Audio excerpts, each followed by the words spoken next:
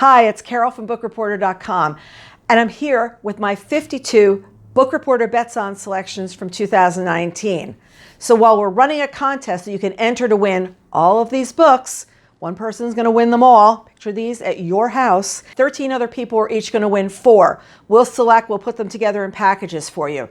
But what I thought might be fun is for me to share a little bit about these books, why I selected them, and why I think that you might enjoy them, or just give you a couple little buzzwords about them. So with no further ado, these 2 stacks here are thrillers, which will surprise absolutely no one who's been following the site for a while, because you'll know how much I enjoy thrillers. First up, The Deserter, from Nelson DeMille and his son Alex DeMille. The book is set in Venezuela, a country that I confess I knew little about when I started reading this book. And we've got someone who is a deserter from the Iran-Afghanistan war. And we've got 2 people that are, they're on the run to try to find him because they've heard that he's been spotted in Venezuela.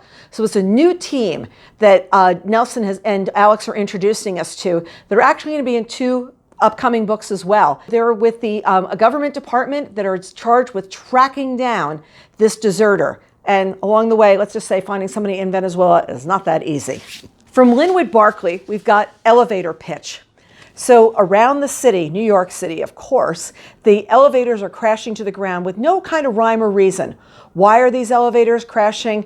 And it happens one day, and then it happens another. And then all of a sudden, the city is way up in the air about what's going on. There's sirens all over the city, as you probably can hear in the background right now. And every time people are trying to figure out what is happening. It's a cataclysmic kind of moment. And when you're reading this book, I dare you to step into an elevator quite the same way as we're saying you'll probably want to take the stairs. Next, we've got The Last House Guest by Megan Miranda. Megan writes a really, really tight thriller. This one is set up at a beach in Maine.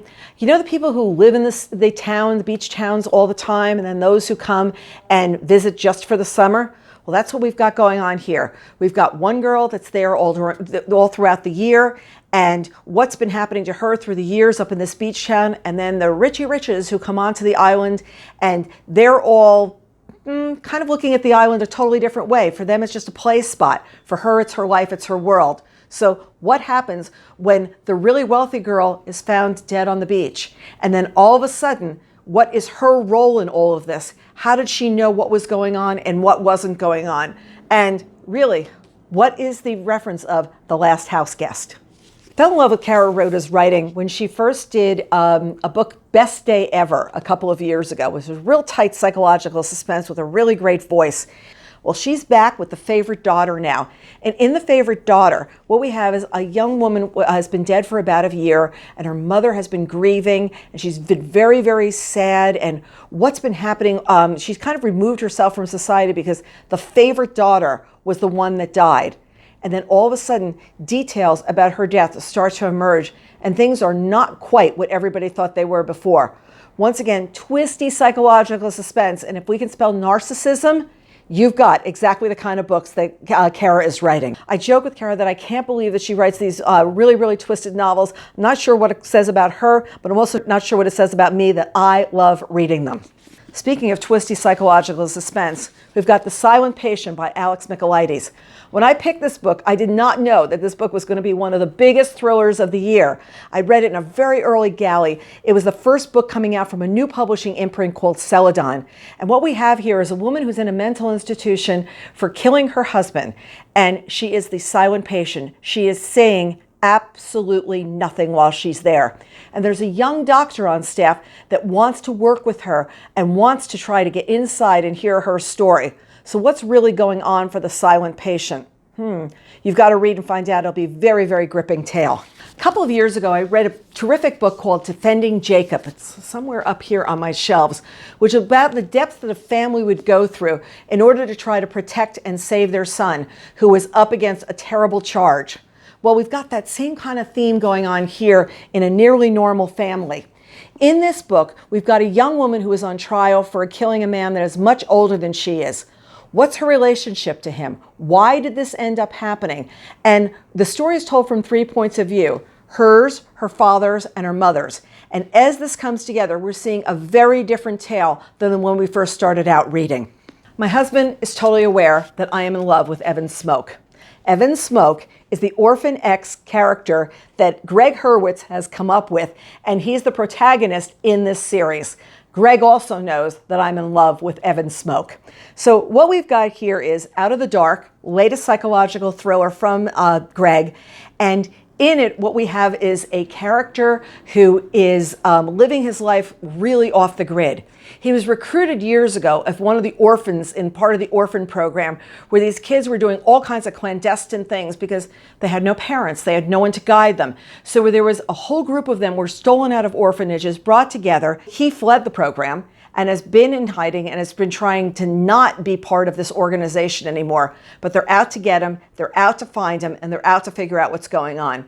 So I want you to pour yourself a glass of really great vodka. I'm trying to remember which kind it is in the book, but there's really great vodka. And you're going to want to sit down and read this latest in the Orphan X series.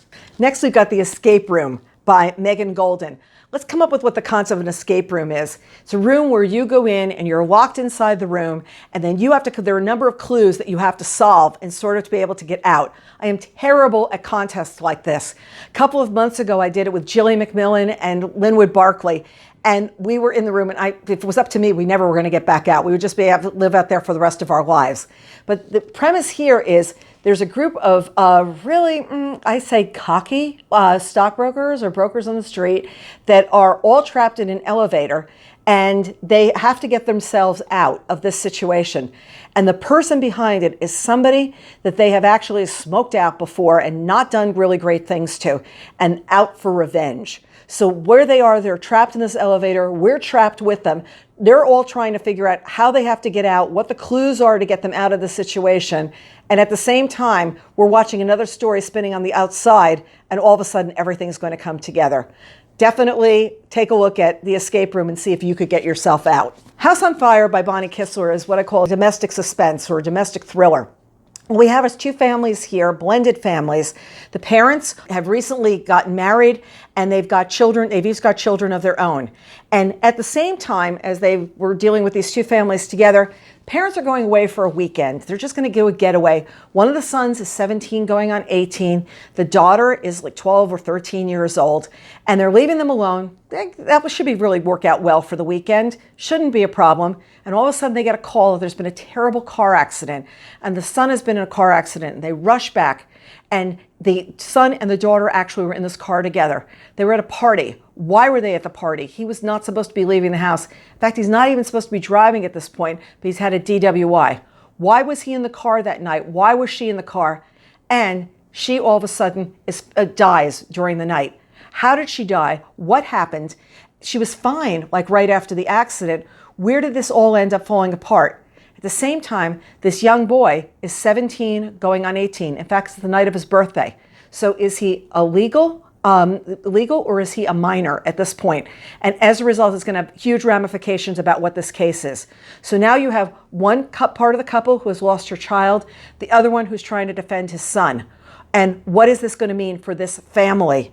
And it's really a house that's on fire. Bonnie is a lawyer. She doesn't practice family law, but she writes very, very clearly about the law and all the kinds of ramifications that would happen in this case. Watching You by Lisa Jewell actually came out last December, but because it was so late in the year, I waited and held it to be one of my first picks in January. Lisa writes really terrific thrillers. She's out of the UK, and what we've got here is someone's been murdered, and the whole neighborhood is watching each other to see what's happened behind the scenes. It's like this eerie kind of cover, and you realize that everybody is watching each other out on the streets. What's happening? How did this whole mystery unfold? Where did it go? And who's watching you? Because at the same time, this story can unravel many, many different ways. There are many, many ramifications could be happening. It is really tightly plotted thriller.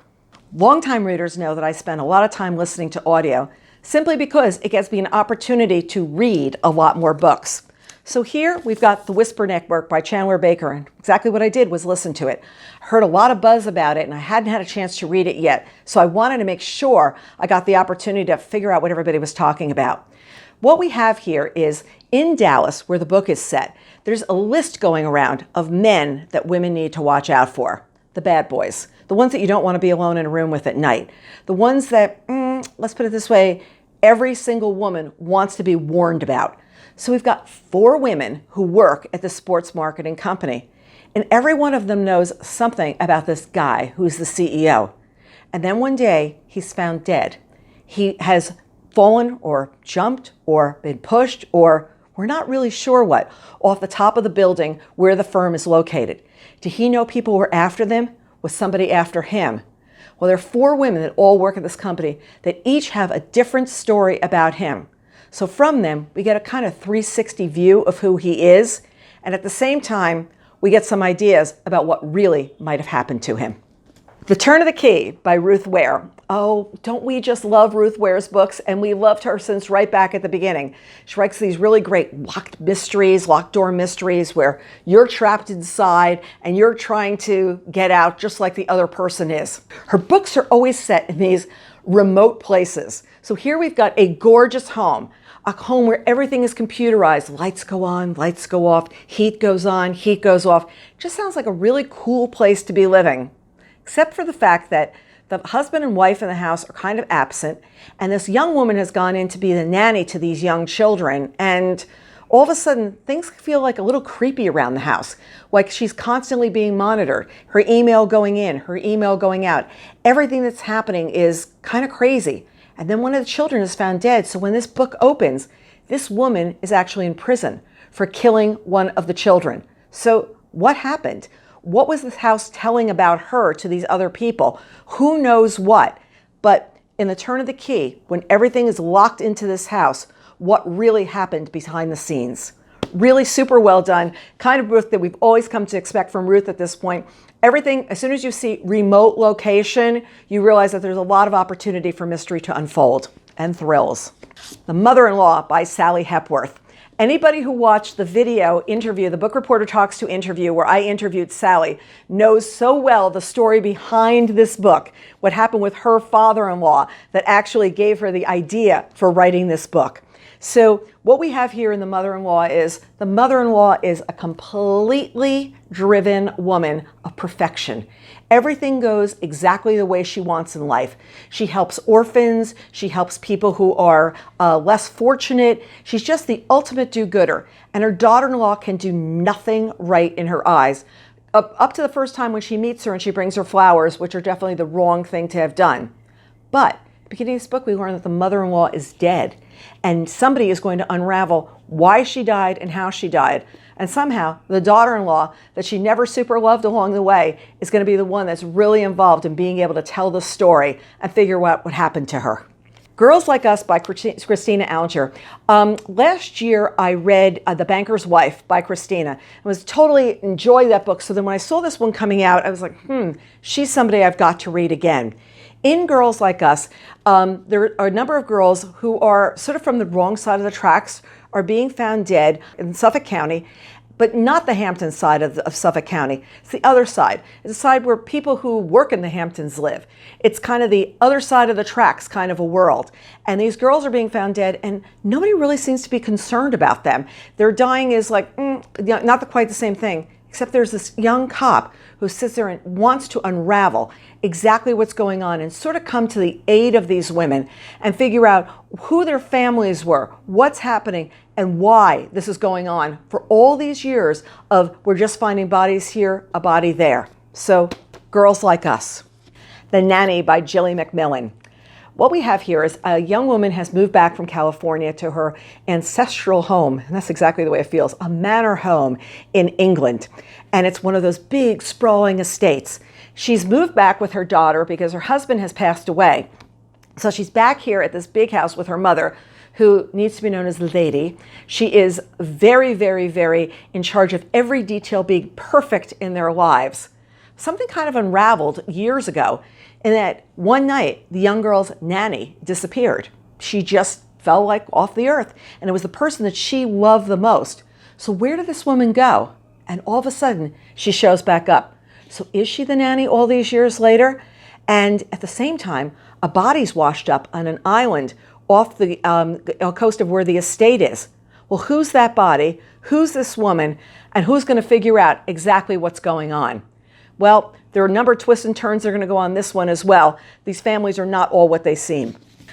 Now we've got An Anonymous Girl by Greer, Hendricks, and Sarah Pekkanen. You may remember them from their debut novel together, The Wife Between Us, New York Times bestseller. This one's a bestseller as well. And what we've got in The Anonymous Girl is a young woman answers a survey. She's desperate for money. She really needs money, and she's going to do the survey because you get paid along the way to participate. So she goes and she does this, and she wants to remain anonymous, but then all of a sudden she wonders, who really is on the other side of this? And all of a sudden the people start reaching out, and she starts to meet with them in person. But who are these people, and what do they really want to know about her, and what does she really want to know about them, or what doesn't she want to know? Is she going to wish that she had remained the anonymous girl? Someone We Know by Shari Lapena. Oh, absolutely love Shari's books. I've loved her since the very beginning when she wrote The Couple Next Door. Remember The Couple Next Door from a couple of years ago? Someone We Know, she writes what she's known best for, which is domestic suspense. And what we've got here is a young guy who lives in the neighborhood, and he has been breaking into homes using their computers. And one of the homes of the people that he's broken into, the woman is found dead. And what happened? What does he know? What doesn't he know? And what's really been going on in this neighborhood? And we think that we know all the neighbors, but actually we don't. And his mom has made the mistake of writing anonymous notes to the people whose homes he broke into to let them know that he was out there doing something. So now everyone is kind of onto him and trying to figure out exactly what was going on. Not a good situation for mom to be trying to get things fixed for you. So all of a sudden, everybody in the neighborhood is wrapped up on who really has been committing this murder, and why was this woman found in the trunk of the car? Never have I ever. So there's a group meeting and having book club in the neighborhood. Book club, such a nice warm way for people to get together. So all of a sudden, who joins us but the woman who lives in the Airbnb down the street? Person who lives in the Airbnb never usually comes to meetings. And this woman comes in and she knows something. What does she know? Well, let's play that game, Never Have I Ever. And let's toss that out there and see what this other woman living in the neighborhood has been hiding as a secret all these years. Can we hide it? Should we let it be known? What's going to end up happening? Well, all of a sudden, those two are in a cat and mouse game with each other. And there's scuba diving involved as well. You'll never want to go back under the water when you see what has been happening with these two people as they do this little cat and mouse kind of game to figure out what is really happening. The Whisper Man by Alex North. Okay, so what we've got is a father and son have moved back to a neighborhood, or they moved into a neighborhood where years ago there was a serial killer that was abducting young boys. And he put his handprint up against the window and he would whisper. And this has been years ago now. So all of a sudden a young boy is found dead, and the little boy in this house sees a handprint up against the window and he hears whispers. Who's back? Is the person that's in jail really the person who committed all those murders years ago? What's going on? And from Wendy Walker, we've got The Night Before. So what we've got here are two sisters. One of them goes out on a date. She goes on a date with somebody she's met on a dating app. As she goes out that night, she doesn't come home. And her sister is wondering where she is. Where could she have gone? So as the story starts unraveling a little bit more, we start to wonder, not if she's in jeopardy, but perhaps the guy that she went on the date with is the one that's in jeopardy. Because you see, she has figured out that he may not be who he is, and she is not a woman that you want to be avenging with, because she is definitely going to go after anybody who's done her wrong. So what is really going on here? What happened the night before? Where is she? Is she going to show back up? And what is her sister going to have to do to get back and find her again? And what in their past triggered the way the sister feels? I love reading memoirs. And actually what I really enjoy even more is when the author has recorded the audiobook and they are the performer sharing their story with me, because it makes the book a lot more personal. It really wraps me right around the story. So first up with that in mind is I Am by Isaac Mizrahi. I absolutely love this. In fact, I joked that when I finished listening, I wanted the sequel, and considering it was a memoir, that was like really funny. He charts his life from when he was really young, and he was interested in fashion from, I think, the age of 4, on to his building his empire, his fashion empire, and also then his new life as an entertainer, besides being someone who's still a fashion icon. Really, really insightful about him, his life, and just wickedly fun. I had the pleasure of interviewing Isaac a couple of times when I was working at Mademoiselle magazine, and he was always such a perfectionist about everything that he did. And I could just picture him doing this audiobook and saying, is it right? Should I do it over? Is everything okay? Because it's really terrific. Nannaville by Anna Quinlan is not narrated by her, but the voice on this, Cynthia Farrell is the one who's narrating it, is absolutely terrific. And you actually feel like you're listening to Anna. This is about becoming a grandmother. And I say that this is the book that I want to give to anybody who's becoming a grandmother for the first time. And it talks about the difference between being a parent and being a grandmother, and what you can do as a grandmother that you can get away with and what you can't. And my favorite line is, they ask you. And her one friend keeps saying to her, did they ask you your opinion about this? Did they ask you to get involved in that? Really fun about sort of the rules of being a grandparent. Highly recommend this one.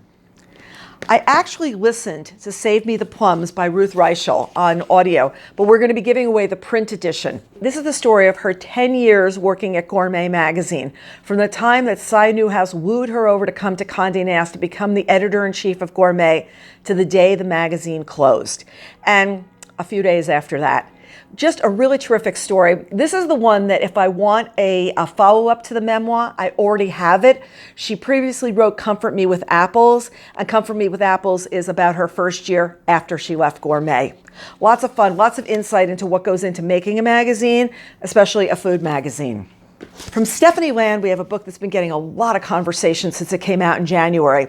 It's called Made. It's hard work, low pay, and a mother's will to survive. And it documents her years where she had a young child, she was a single mom, and she was working as a maid, and how she was living life on the edge even though she was working. It reminds me a lot of Sarah Smarsh's book about Heartland that was out last year, about people working hard in America but still really trying hard to make ends meet. And in this, she brings up some topics that you really don't think about if you're thinking about people who are on the low wage scale. If something happened to her car, she couldn't work. If she didn't work, she didn't have gas to put in her car. And how there's this real cycle of poverty that spins around simply because you're trying, but obstacles happen in your way along the way. So we've got Made here. So those are 4 of the memoirs that I listened to last year that I really enjoyed. Now, we've got 2 books here that are different and special to me for different reasons. First, we've got what I think is my favorite book of the year. It's a very slim novel called The Stationery Shop by Marjan Kamali. It's set in 1950s Iran, which is something we really don't know that much about, or we don't ponder that much. Think of 70s Iran, where we were standing on gas lines for long periods of time, and what's happening there now. But what was the setup in the country there? Well, this is back in the 50s, and it's really wrapped around a love story. There are 2 young people who meet every day at a stationery shop, and the shop owner actually helps put the 2 of them together, and they're leaving notes to each other, and they're crazy about each other. But their families are not crazy about the fact that they're crazy about each other, so they're planning to run off and get married. And they've got a day that they're planning to meet in a square, and they're going to run off, and this is what's going to happen. She gets there, he's not. It's the day of a revolution, and for years she wonders what happened to him. And then she tracks him down 60 years later and finds out what the other end of the story is. It's beautiful, it's tightly written. I recommend it for book clubs, and I recommend it for just if you want to hear something different about what a different time period than we've read about. I highly recommend The Stationery Shop. Next up, we've got The Beekeeper of Aleppo by Christy Leftieri. The pleasure of meeting Christy when she was in town for Book Expo, and we just had a brief chat about this book. It was inspired by time that she had spent in Greece, where she was with refugees that were trying to get resituated and trying to work with these people and seeing the fragments of their lives and what had happened. She come up with the idea for the book when she was sitting in her native country, Cyprus, one day, and she was looking across the beautiful blue waters that were off the coast of Cyprus, and she realized on the other side was Syria. And over in Syria, there was such strife and such sadness going on, and she wanted to see what she could do about it. Because she spoke multiple languages, she decided to go to Athens and see how she could help these people. So this is not a story of what happened to her there. It was inspired by what happened there. And the story is about a young man who's a beekeeper, and he and his wife flee Syria, and they're on their way to the promised land, which is the UK. His partner in the beekeeping business is already there. He's already developing some hives and working on things. So the goal is to get to there. But what's going to happen along the way as they're trapped in Greece? And what is the steps that are going to happen along the way for these people? So beautifully done. Once again, I think it's a book that did not get enough attention when it first came out. Terrific for book clubs. I'm going to move over to here to historical fiction next. I'm going to do that because it's a category that I know our readers really love a lot, and I want to walk you through some of the books that I thought were just terrifically fun this year. For anybody who's been watching The Crown, and who out there is not watching The Crown, on Netflix, this book is going to be really of interest to you. It's The Gown by Jennifer Robeson. And what it talks about is the making of the gown. It's historical fiction, remember? The making of the gown for Queen Elizabeth's wedding. Now, the setting of this book takes place, it's after World War II. So we have this moment where Britain is like still recovering, and there's still shortages, and things still are not really great. But what are we looking forward to is the wedding of Queen Elizabeth. This is the people who were making the gown. It's a fictitious story, and about the embroidery that was happening. Jennifer actually traveled over to England to do some research. She actually learned how to do embroidery, and it's all about the significance of what you saw on the gown, and also a fictitious look into the people behind the scenes, the people who were recovering from the war, but at the same time were trying to join and to pull together what was such a joyous celebration that was coming up. Next up, we have Mistress of the Ritz by Melanie Benjamin, which is set at the Ritz Hotel in Paris. It's a beautiful setting during World War II. The Nazis actually occupied the hotel during that time, but they allowed the manager and certain other people to stay on in a separate section. So you had French living with the Nazis, actually still serving them, and it was one of those moments where what was actually happening during the war, what kind of secrets were being passed back and forth, or what were the people who were on the French side actually doing while they were staying at the hotel? Was there anything clandestine going on the back end? It's based on what really happened there, including Claude, who was the manager of the hotel, who saw his beautiful place, the place that he loved and treasured working at, being infiltrated by the Nazis. And what was it like serving there? And at the same time, his wife, the mistress, is taking such risks. So what was happening there, and what was her fate as a result of what was going on? Really, a lot of book with a lot of food for thought inside of it. The Golden Hour is set in Nassau during World War II.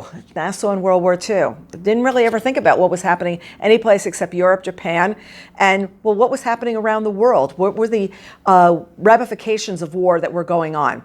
Well, this is set in Nassau, where we've got the Duke and Duchess of Windsor have been stuck there as an outpost, because remember, they're persona non grata, so we just put them someplace, but they're sitting there saying, maybe if we do well in the Bahamas, we'll get to come back and have a bigger role, which we all know is not what ended up happening. There's a mystery and two different timelines here, something that happens during the beginning of World War II that carries on, beginning of World War I that carries on into World War II here. So what we've got is also, the title is taken from my favorite time of day, which is the Golden Hour, which is just when the sun is starting to set later on in the day. It's a time where you usually take pictures, either at dawn or during the Golden Hour, because everything just looks more riveting and beautiful. And this cover definitely emotes that time of day as well. The Chelsea Girls from Fiona Davis. Fiona, as longtime readers of the site know, is known for taking a iconic building in New York City and setting a story there that gives us both insight into the place and it also into the time, and she creates great characters that end up in the location. Here we've got the Chelsea Hotel as the backdrop, but what we're looking at here is something that's very different. It's we all knew about McCarthyism in Hollywood, but I think very few of us thought about it happening on Broadway.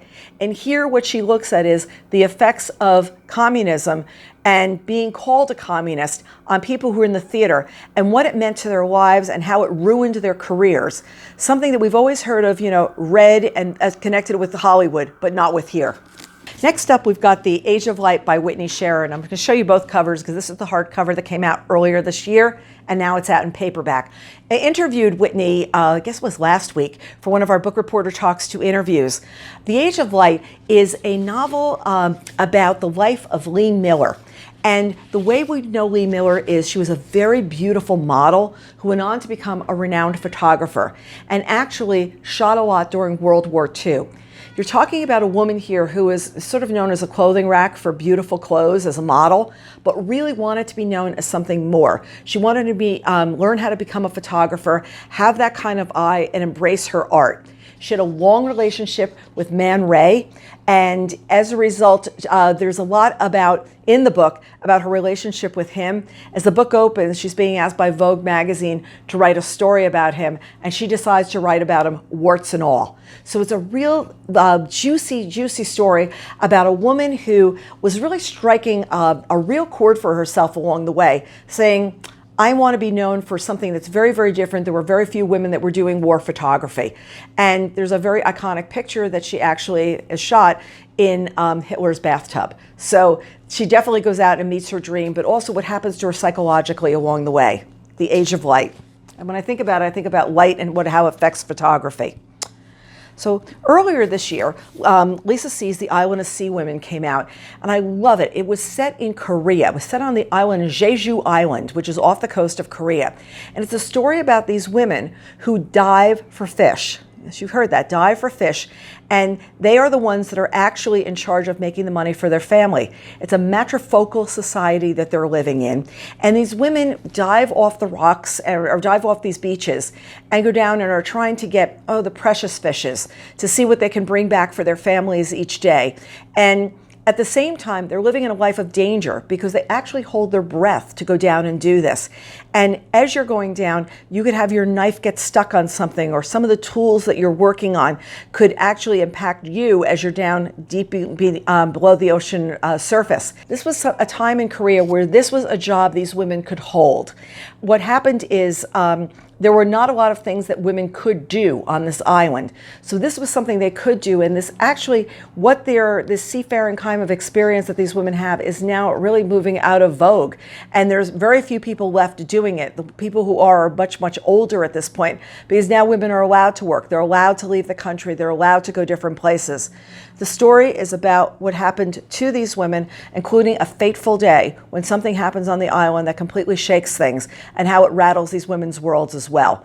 As with what Lisa always done, there are a couple of main characters who are all tied together, and it's what happens with their lives when they're friends, but then things become completely fraught. And she writes about women's friendships so beautifully and so well. So we've got The Island of Sea Women.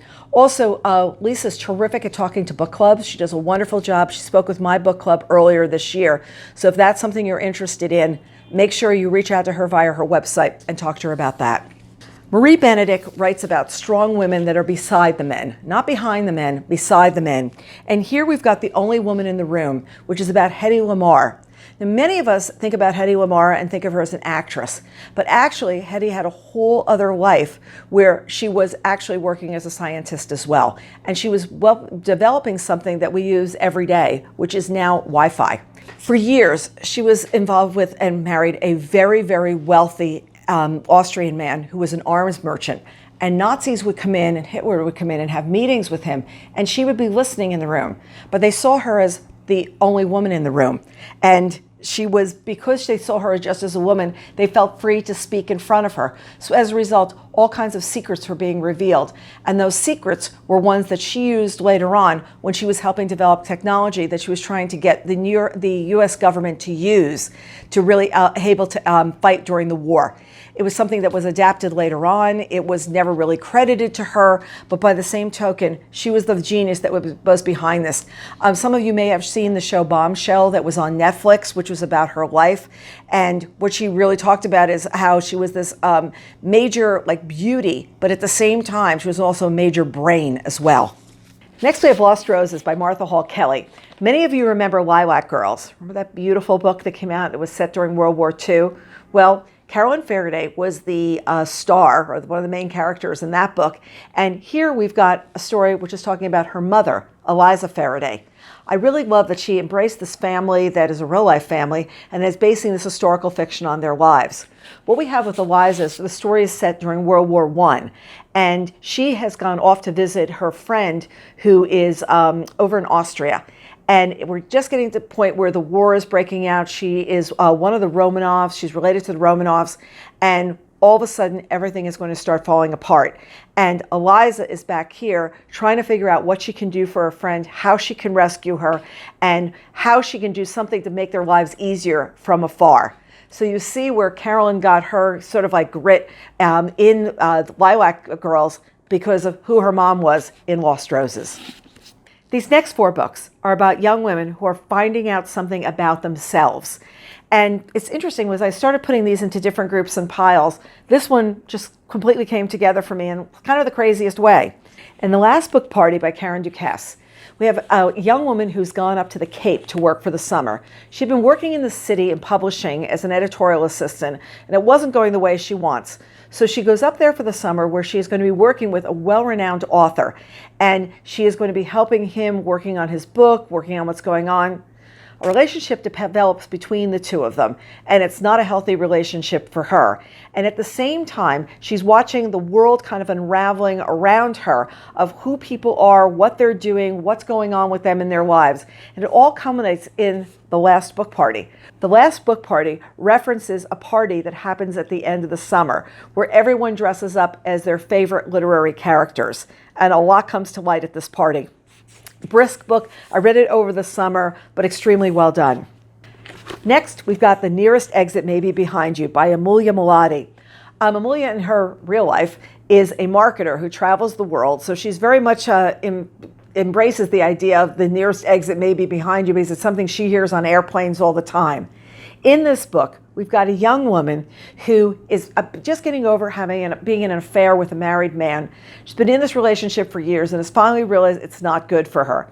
At the same time, there's an opening for a job at her company, and she really is grappling with, A, do I want it, and B, what do I need to do to get it? So she's competing against a man who she thinks is not as qualified as she is. So she's kindly trying to figure out, where am I in life? What's going on? So once again, it's one of these books where a woman is trying to figure out who she is, where she's going. I really, really like this. Anybody who saw Up in the Air years ago, where George Clooney was in a different city every day on a flight, that's what this book has the feel of. But by the same token, it shows the other side of that travel, the loneliness of it, and at the same time, what do you do when you're looking for roots in your life, or at least some meaning to your career at the same time?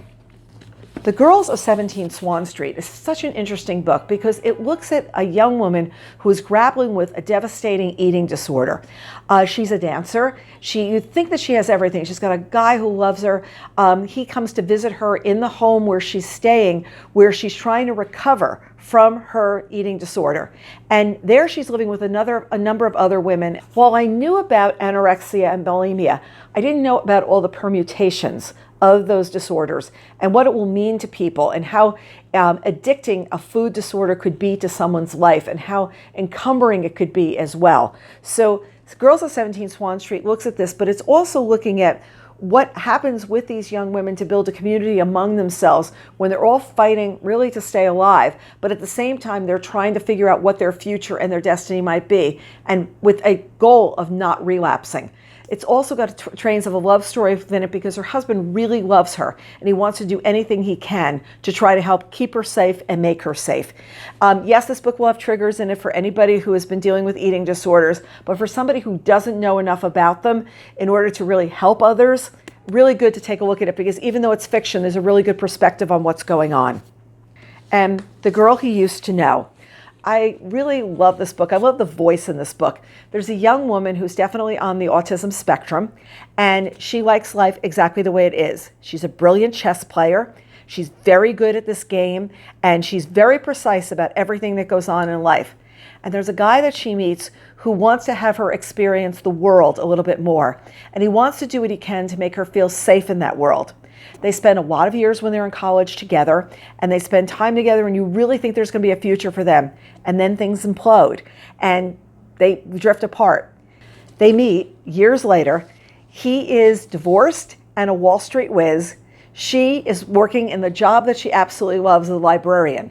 So can their lives possibly come back together? Can they deal with what had torn them apart before and try and put something back together that really shows them each bringing out the best in each other?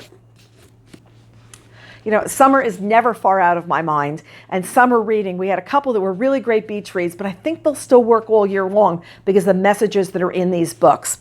The first is My Ex-Best Friend's Wedding by Wendy Wax. It's actually set on a place that longtime readers will know I love, which is the Outer Banks. And she nails the Outer Banks. She talks about some places there and completely picks up the ambiance of what's going on there. What we've got here is My Ex-Best Friend's Wedding. How are these two people that were drawn apart from each other for so many years going to come back, and are they going to be able to be civil to each other? And it also revolves around a dress. And it's a dress that had been worn in one of the families for generations. And it's something actually that happened in Wendy's family as well, which are some fun stories about on her website.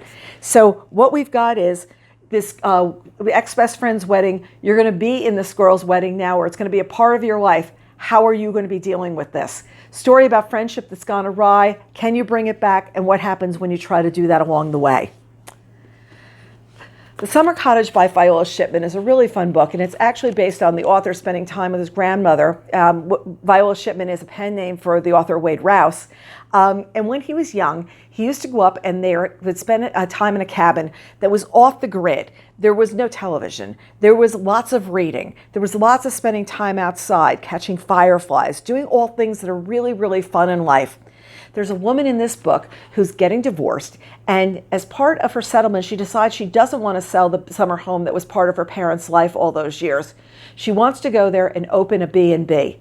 And what she wants to do is bring back that same kind of charm that the author grew up with through the years. Each room in the hotel or the B&B is named after a different rule that his grandparents had when he was growing up.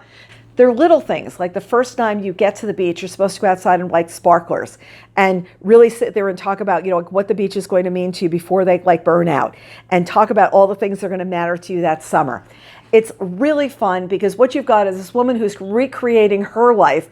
And it's also that behind the scenes of, those of us who watch HGTV and say, oh, a renovation would be so much fun, and I've always wanted to open a B&B. Well, this is a really fun story of what happens behind the scenes when you've got to make the muffins and go out and meet the guests, when you're up all night because the electricity wasn't working or something else went awry. Really fun read. Next, we've got The Islanders by Meg Mitchell-Moore, which is set on Block Island. And we've got three characters here who are going to roam and thread through each other's lives as the story unfolds. And you're going to get a sense of Block Island. You're going to get a sense of three people trying to find their way. And the way that they all intermingle into each other's lives is wonderful. I would say that this is somebody you want to keep your eye on as an up-and-coming summer beach read must kind of an author. So I just completely devoured this. I love the cover. I loved every single bit about this story. But more than that, I saw that this is somebody we're going to want to keep our eye on for the future. When I was thinking about what to do with these books, I was trying to figure out what the pairings would be. And this next group, we're going to be talking about friendships and how people came together at certain times in their lives, and their friends became very important to them for moving them in a new direction or just something in their lives. So let me start with this Tender Land by William Kent Kruger. This is his latest standalone novel. You may remember him from his last standalone novel, which was Ordinary Grace, which is actually up here on the shelf, which was one of my former Bets On selections. In this book, it's set in 1932. We're deep into the Depression. And there are a number of kids that are trying to get away from an Indian school. It was the Lincoln Indian Training School, which is where Native American kids were kept. They were actually taken from their parents and put into the school, and they're not treated very well there. So these kids decide to escape. They're going to leave. And with a canoe, they start paddling down the Gilead River with an idea of heading towards St. Louis, where they just feel that life is going to be better and that they feel that there's family there and people who can take care of them. So they set off on this journey. And remember, we're get the backdrop of the Depression. There are hobos on the side of the road. People are hungry. People are doing all kinds of things just to survive. And you've got these scrappy kids that are heading in their canoe down the river. And what's going to happen to these four fast friends along the way? There's going to be sadness. There's going to be joy. And at the same time, there's going to be an awful lot of heart. When Kent was writing this book, he was trying to write his version of Huckleberry Finn. And as you're heading down the river in the canoe with these kids, I think you're going to definitely get that feeling. And you're going to feel like, where's their version of the white picket fence? Daisy Joan and the Six by Taylor Jenkins Reid. I picked because what I really love about this book is it's a story of friendship. It's a friendship between people that were in a rock band together. They were backing up Daisy Jones, or Daisy Jones was part of their band, or just exactly what was going on that summer where they all got together, and really what ended up happening. I love this story because the way it's told, it's completely epistolatory, meaning there's just comments going along of these people that like they're being interviewed for Rolling Stone magazine on what happened that night, what was going on in the band. And what you've got is all these different band members all sharing their reflections of that particular time. What was going on with the band leader and his wife? What was going on with any of the people that were in that room? And when you're going to see the story, you're getting this 360 kind of a view of it. It's just such fun. There are those that have lots of thoughts of Fleetwood Mac and Stevie Nicks and Lindsey Buckingham as they're sitting and reading this book. I would say it's just rock and roll fun. And it's just what the life on the road is like. But when everybody thinks it's such an idyllic place to be, the challenges of being in a rock band, the challenges of, are you falling in love with your lead singer? And what does that mean for the rest of your life? What's it like when you're out there with drugs and alcohol and everybody's sort of finding their way on that tour bus? So it's wickedly fun, really great. Also, if you get a chance, listen on audio. It's a superb experience as all the voices are sharing their conversations, going back and forth. And once again, in audio, the thing I don't love is he said, she said. Well, that's not here in this book because it's all straight dialogue. Really lots of fun to enjoy. Next, we've got The Dearly Beloved by Kaira Wall. And this is about two ministers who are both assigned to the same church in New York. So you think, this is going to be a book about religion? Not so quite. It's really about the story about the friendship between these two men and the relationships with their wives. These four characters are drawn from very, very different experiences. One of them is a woman who grew up in the South, and she is married to a guy who's from the Midwest. There's a guy who grew up in a Harvard kind of a family, and he's with a woman whose family really didn't have any strong roots. Her parents were killed when she was very, very little, and as a result, she's kind of drifting along. Each of these couples brings with them some baggage into the two husbands' new jobs as being co-pastors of a church in New York. The story is set during the 50s and 60s, so you see a lot of the social landscape playing out there as well. And what you've got is two families that need to live together, or not, well, they're not living in the same parsonage, live together in the same place, and tender and take care of the same community in their parish. But at the same time, they're all very different people. Beautifully written book about life and about marriage and about, well, what it really means to have faith. And I'm not talking about just religious faith. It's faith in your life and faith in your world. Next, we have Chances Are by Richard Russo. What I really love about this is the story about male friendship. These three guys who've been friends for years, they met in college, and what has happened to them through the years. And though you think they're each caricatures of each other, they're kind of honest when they get together, and sometimes they're not. So they're all up on vacation on Martha's Vineyard. One of the guys has decided that he's going to sell the family home. They're having this one last trip up there. And while they're there, they're all reflecting on a woman that they knew, that they all had feelings for when they were in college, who disappeared one night. So where did she go? And what happened to her? And what do they each know about the day that she disappeared and just kind of like fell off the earth? So who are these guys? What are the stories they're going to tell? And what are they not saying that's all going to come really unraveling in this weekend that they're spending together? So you have people that knew each other at a different time in their lives. They've grown up together. And at the same time, all of a sudden, we're finding out many, many different things about all of them through the years that are just sort of spinning like their own yarns and their own stories. Really, really enjoyed it. I think this is like a super guy book as well, because you can also sit there and say, what do you say and what not say when you're hanging out with your friends? So this last book, this last stack, is a lot about families. And what I saw was there were strains of families falling apart, coming together, whenever I was looking at these books. The first is one of the first books I read earlier in the year. It's called The End of Loneliness by Benedict Wells. Once again, really slim novel.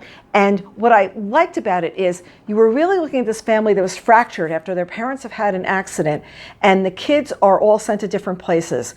And what is going to happen for them as far as the emotional trauma of that moment, and also how they are living very, very different lives. And this one boy meets a girl where he's at school. He develops a relationship with her, but everything is kind of fraught after that whole moment where they've lost their parents and they sort of all lost their way at the same time. And that really the line, the end of loneliness, what is everybody looking for? Is they're looking for a way for the loneliness in their lives to end, but often they're not in the right direction to make that choice happen. Next, we've got The Gifted School by Bruce Holsinger, and this one is about families and friends as well. If you think about the people in Big Little Lies, if they were all trying to get their kids into the same private school, instead of them all being in that school already, that's what you've got going on here. There's a gifted school that's opening in this area in Denver, and every parent wants to get their kid into the school. And it's the depths of what they will do in order to get their children there. Looks a lot at what people are talking about these days of their kids being precious. It takes a look at the power of social media and what people do to each other when they're grappling for advancement for the children, or it's really for their children as if for themselves. People feeling that their self-worth is coming from how valued their children are. It's just a really, really brisk but very interesting read, because you're going to be sitting there saying, there's so many people that I can identify with who are just like these people who are trying to get their kids into the gifted school. In Searching for Sylvie Lee by Jean Kwok, we've got a story that was actually inspired by something that happened in her family when her brother went missing and was later found dead. And what we have here in this book is there's a young woman named Sylvie Lee who has disappeared, and her family is wondering what's happened to her. Last they heard that she was headed towards the Netherlands, but did she get there? And when she was there, who saw her? What ended up happening? But then we're actually tracing what happened to Sylvie through the years. Because you see, this family was growing up in the United States and they didn't have that much money. And she was actually sent to live in the Netherlands with her grandmother. And when she finds out her grandmother's ill, she goes over to visit her again. And while she's there, life kind of takes all kinds of different turns. And what ends up happening with her? Where did she go and what was going on? And at the same time, we have her younger sister who's always stood in the shadow of Sylvie. Sylvie had a successful job. Sylvie was married. Sylvie had all these things going on. But how much of Sylvie's life was true and how much was living a lie? And as a result, what are we actually doing? We're searching for Sylvie Lee, but I think this family is also searching for a lot of meaning and what's happened to them all through the years. It's a book that got a lot of attention because it was one of the early Jenna Bush Hager picks for the Today Show. And I really love the way Jean got really super involved talking to readers on their Facebook page and interacting. This is an author that we all came to know years ago by writing A Girl in Translation. And I just love to see where her life has translated through the years as well. Really enjoyed reading Searching for Sylvie Lee. Jennifer Weiner's Mrs. Everything is this big sweeping novel that she wanted to write for years. And I actually did this because I love the idea of a big sweeping novel and what you can do. And what you've got here are two sisters and a mother.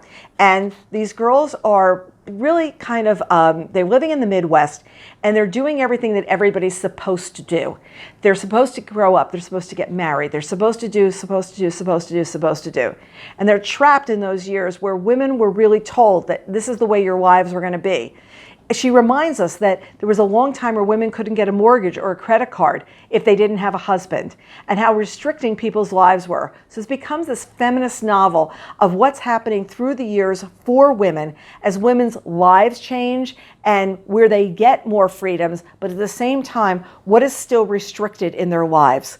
One of these women has always known that she was in love with women and she wanted to be with a woman her entire life, but she ends up trapped in a marriage. And what does that marriage mean? And at the same time, her sister, who was this beautiful, funny, amazing girl that was a catalyst for so many people, finds herself in a dark side of her life and then reemerges. And it's how these two people are saving each other or finding each other and weaving inside of each other's lives for decades and decades, as only sisters can do. It's wonderfully told. A lot of it is based on things that actually happened in Jennifer Weiner's own family. So you're really seeing, okay, what is happening for these women through these decades? And exactly what is Mrs. Everything. And the line where you figure out what Mrs. Everything is so tightly pulled together. And once you pull the string on what is being tightly woven in that one line about Mrs. Everything, shows how really we want life to change for this woman and how she really wants to break out of all the binds that are holding her in place. You know, I think that we scarcely think about how different life was in the 50s and 60s. And we all have moved so far ahead. Women have moved so far ahead. Life has moved so far ahead that we sort of have to go back and trace how life was so restricting and so different so many years ago. And then where are we today? Everybody wants to be Mrs. Everything, but you want to be Mrs. Everything in a much different way. The Last Romantics opens where there's this woman who has written, it's set in the future, there's a woman that's been written an ultimate love poem. And they said, what can you describe? What is this poem about? And what she does is she starts talking about this moment in her family's life that was called the pause. It was after her father died, and her mother basically, retreated and headed back into a very dark place in her world and really wasn't raising these 4 children. And what the effects of his death and their mother's behavior and all these children in this kind of like loosey-goosey, free-form kind of their lives when they really needed somebody as an anchor. What happens to these 4 people, how they drift along during the years, and what that death and what that pause in people's lives actually meant and how it unraveled for them as time went on. 4 siblings. Once again, you're going to sit there and look at them and see the power of family to either make or break different people. Speaking of making and breaking, we've got a home that this family lives in where there's a guest book. And the home is up off the coast of Maine. In fact, the family owns the entire island. And it's been in the family for generations. It's the kind of place where they go to every summer. And then all of a sudden, the money that was able to support this house isn't there anymore. So what are they going to do? Are they going to sell it? If they sell it, are they selling memories? What are they selling? And the heart of the story is something that the reader knows right at the beginning is, how did they get this house in the first place? And what did it have to do with their financial situation and how they came into the money that the family has? And how do they feel about that money right now? Do they still feel good about where they are? Does this family still feel good about themselves? And how are each of these people 3 generations later grappling with this same piece of property and the way they see it? Because this piece of property is actually something that's much bigger. It's really looking at their lives and how do they feel well about their station in life right now. So the guest book, it's a deep family story. It's one of those books where not a lot happens because a lot of it is you're very introspective with each of these people. And as a result, the story's not moving along in a pattern that you're really used to, because really what you're doing is you're spending a lot of time in each of the characters' heads and how everything is relating for them. In Ask Again Yes by Mary Beth Keane, we've got 2 police officers who both walk the beat together in the Bronx, and they have moved their families up to Rockland County. One guy moved up there originally with his family, and they've settled themselves. And next door moves another police officer. So you think at the beginning, oh, this is going to be 2 people who have the same kind of life, the same kind of whatever, but it's not. One guy is a really hardworking, go by the rules kind of guy who's got a really solid family life. And the other guy sort of plays a little bit looser with the rules. And he's married to a woman who's got, let's just say, some issues going on. And they have just 1 child. Well, that 1 child, as you know is going to happen, falls for the girl in the family that's really closely knit and very, very pulled together. And neither family is really happy about this relationship. And one night, because of these 2 trying to get together, something cataclysmic happens that unravels the relationship between them and the relationship between these parents and children. Well, this is a look about life when it's not completely clean. And we always go through life thinking that everything's going to be perfect and wonderful and fabulous. And what we have here is real. What's really, really life. The nitty-gritty of when you had a dream and it didn't really come together the way you planned. And what you've got is this family, you first had the first generation, and now this young girl is with this guy, and how they're still grappling to try to keep their same foothold just the same as their parents were before. Life is messy. Life is not always what we all planned it to be. And as a result, we have a really good look at it in Ask Again Yes. It's also one of my favorite books of the year, simply because it really tells a story of family and life in a very, very way in front of you kind of a way. So 52 books. lots of really great reading. I would defy you to try and say that you can't find one book here that you want to be reading. In fact, I dare to say there are many, many more. I'm looking forward to next year. I already have 5 bets on for next year already selected. And remember, I don't go into the year saying I'm going to pick X number. I don't limit myself to 10 or 20. It's really what comes along in a year that resonates with me. And what's been really fun about shooting this video is I got to visit back with 52 books that I really enjoyed and mattered to me throughout this year. I would love to hear what mattered to you this year. Drop me a note at carol@bookreporter.com and let me know the book that really mattered to you. And here's to a great year of reading in 2020.